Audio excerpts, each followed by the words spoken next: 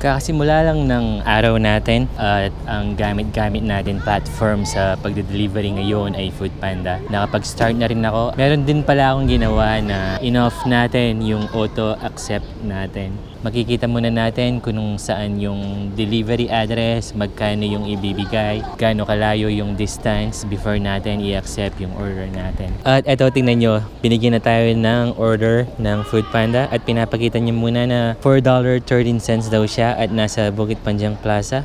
At yung drop off niya ay nasa Tekway. I think this is good. Tara, accept natin siya. Malapit lang siya for $4.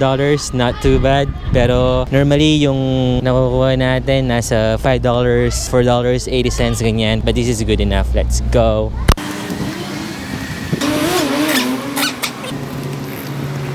Feeling ko bumaba yung mga earnings ng Foodpanda when the daily incentive started.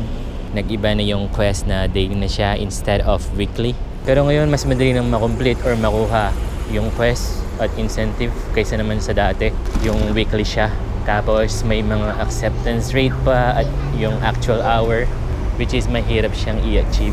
Dito na yung unang pick up natin sa Bukit Panjang Plaza at hanap tayo ng tamang parkingan. Kasi tulad niyan, yung security dito or yung management nanghuhuli na siya ng mga bike or e-bike na hindi nagpa-park sa designated parking lot. Dito tayo mag-park. Ito yung unang pick-up natin na nasa Playmate. Hi there.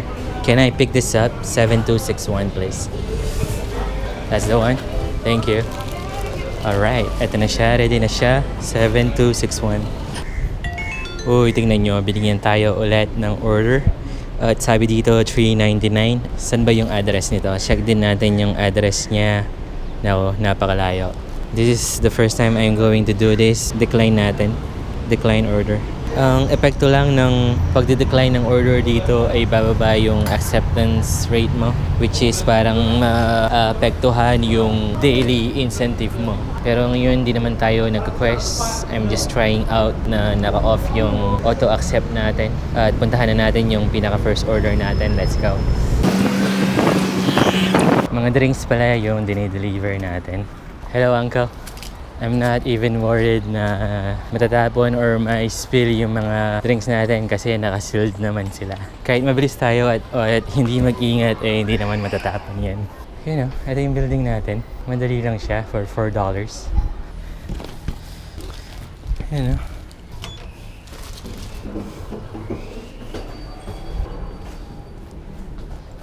$3.55. Andito daw siya. Here you go. Sabi natin dito.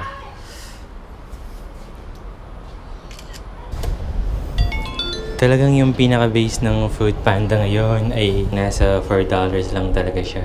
Hindi na siya umaangat. Pero napakalapit lang yung pick-up location natin. Nasa baba lang siya. At yung delivery address ay medyo malapit din. Kaya worth it to.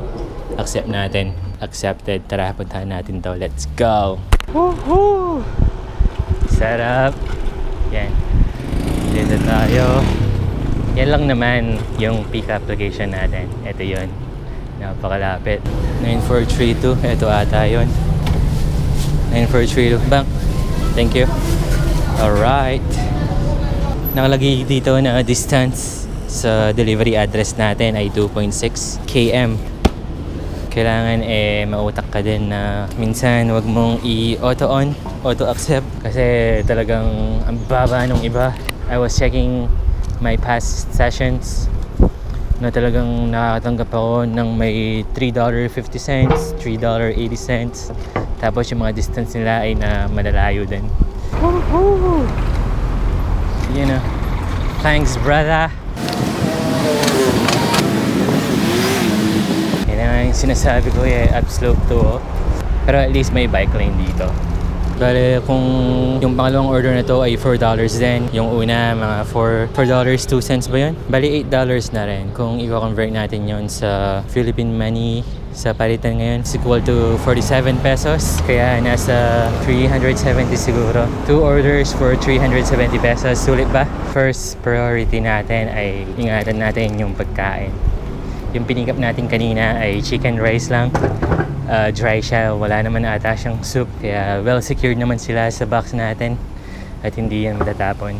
Mag-ingat lang tayo dun sa may takip lang, kape, ganyan, yon. Pag mabilisan ka, talagang ma-spill yun or matatapon.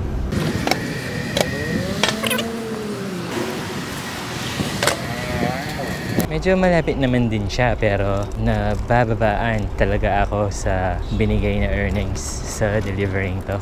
If you have experienced it before, talagang yung mga rate niya ay mas mataas kaysa dito.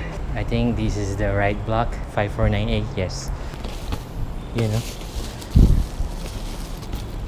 Dami niyang order. Nasa 18 tayo. Top floor siya. Yan, na-deliver ko na yung pagkain. I think from now on ay ito na yung gagawin ko. Ita-turn off ko yung auto-accept natin automatically at pipiliin ko yung mga orders na tinatanggap natin. Kung hindi ay parang malulugi tayo. Lagi yung mga ibang orders talaga ay hindi worth it. Mabababa yung rate, malalayo yung mga distance. Yan, try out lang yon. Dito na magtatapos yung video natin. Mabilisan lang, tinry ko lang. At yon, maganda rin pala ang naka-off yung auto-accept natin. Thank you for watching. Rough Rider po. At syempre, ang kasama ko palagi sa pagde-delivery, ang aking bad boy bike na si Uwak. See you next time. Let's go!